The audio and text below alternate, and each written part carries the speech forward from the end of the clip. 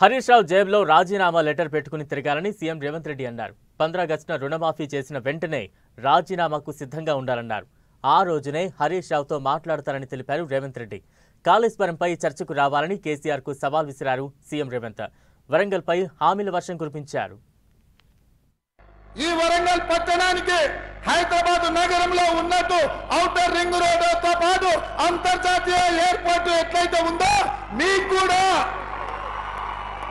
Warangal outer ring రోడ్డుతో పాటు మీకు ఎయిర్పోర్టును నిర్మించి సరాసరి విమానం వరంగల్ దించే బాధ్యత మా ప్రభుత్వం తీసుకుంటది.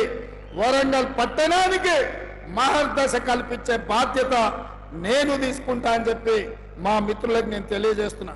నేనే స్వయంగా వచ్చి వరంగల్లో కూర్చొని ఈ వరంగల్ యొక్క సమస్యను పరిష్కరించే బాధ్యత నేను తీసుకుంటా. మామ అల్లుళ్ళు తోకదగిన బల్లులాగా ఎగురులాడుతున్నారు. బల్లి తోక తెగితే ఎట్లా ఎగురుతుందో మామ అల్లుళ్ళు కూడా గట్లనే ఎగురుతారు.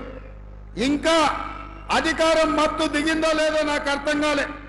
అయ్యగారికి మరి ఫామ్ హౌస్ లో వేసిన మత్తు కూడా దిగిందో లేదో నాకు తెలియదు.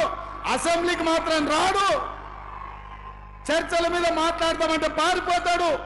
ఎవరినో ఒకరిని అడ్డం పెట్టుకొని అసెంబ్లీకి రాకుండా తప్పించుకున్నాడు. అసెంబ్లీ రాని దద్దమ్మలు, బడికి రాని బడి దొంగలు లాంటి వాళ్ళు. 10 ఏళ్ళు ముఖ్యమంత్రి చేసిన ప్రతిపక్ష నాయకుడు అసెంబ్లీకి రాకుండా, సమస్యల మీద మాట్లాడకుండా, ప్రభుత్వానికి సలహాలు ఇవ్వకుండా, గత ప్రభుత్వంలో జరిగిన దోపిడీని ప్రశ్నించి అంగిలాగు ఊడదీస్తామని అసెంబ్లీలో మా కళ్ళలకు చూసే ధైర్యం లేక పారిపోయి నిన్న ప్రగల్భాలు మాట్లాడుతున్నాడు. ఆయన మెదడును రంగరించి ఆయన రక్తాన్ని దారబోసి కాళేశ్వరం కట్టిండంట. దద్దమ్మ నువ్వు అట్లా కట్టినవో లేదో ఇట్లా కూలిపోయింది. ఇంతకంటే ప్రపంచంలో దివాలగాడేవాడని ఉంటాడని నేను అడుగుతున్నా. కాళేశ్వరం డిజైన్ వేసినప్పుడు తీసినవా, దిగినప్పుడు దించినవా అని నేను అడుగుతున్నా. సూటిగా సవాలు విసురుతున్న కేసీఆర్, నువ్వు కట్టిన అద్భుతం ఏందో, ఈ అద్భుతం తెలంగాణకు ఏ రకంగా ఉపయోగపడుతుందో మేమందరం వస్తాం, ఆమె కూర్చుందాం, నిపుణులను పిలిపిద్దాం, మేధావులను పిలిపిద్దాం, తెలంగాణ సమాజాన్ని ఆహ్వానిద్దాం, అన్ని ప్రభుత్వమే ఏర్పాటు చేస్తుంది. నీకు దమ్ము, ధైర్యం, నీతి, నిజాయితీ, చిత్తశుద్ధి ఉంటే రా కాళేశ్వరం పోదాం.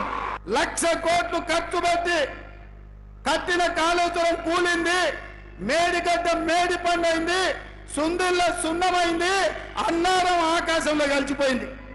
ఇది ఆ సన్నాసి చేసిన గొప్ప పని. ఇవాళ టీఆర్ఎస్కే నన్ను డిపాజిట్ వచ్చే పరిస్థితి ఉందా? కాబట్టి ఇవాళ టీఆర్ఎస్ కాదు, ఏనుగులను తినేటోడు పోయిందంటే పీనుగులను తినేటోడు వచ్చిండు అన్నట్టుగా మోడీ తయారైండు. వీళ్ళిద్దరు తోడు దొంగలే. వీళ్ళిద్దరు తోడు దొంగలు గూడు పుటాని తెలంగాణ మీద కుట్ర చేశారు. 10 ఏళ్ళు కేసీఆర్ ఎవరు గెలిచినా ఢిల్లీలో మోడీకే తాకట్టు పెట్టాడు. వీళ్ళిద్దరిని వేరువేరుగా చూడలేం. వీళ్ళిద్దరు నాణానికి బొమ్మ బొరుసు లాంటి వాళ్ళు. వీళ్ళిద్దరు కలిసికట్టుగా తెలంగాణకు అన్యాయం చేసిన వాళ్ళు. అందుకే డిసెంబర్లో జరిగిన ఎన్నికల్లో చంద్రశేఖరరావుకు బుద్ధి చెప్పిండ్రు. ఇవాళ మే నెలలో జరగబోయే ఎన్నికల్లో నరేంద్ర మోడీకి గుణపాఠం చెప్పాలి. 15 ఆగస్టు లోపల తెలంగాణ రైతాంగానికి 15 ఆగస్టు లోపల తెలంగాణ రైతాంగానికి 2 లక్షల రూపాయల రుణమాఫీ చేసి తీరుతా. హరీష్ రావు అన్నావు కదా సిద్దిపేటకు రాజీనామా చేస్తా అని. రాజీనామా పత్రం జేబులో పెట్టుకో. 15 ఆగస్టు నాడు నీతో మాట్లాడతా బిడ్డ, మాట మీద ఉండాలి. ఇవాళ ఆశామాసిగా సవాళ్లు స్వీకరించిన సిద్దిపేట చెప్పుడు కాదు, జేబుల రాజీనామా పత్రం పెట్టుకో.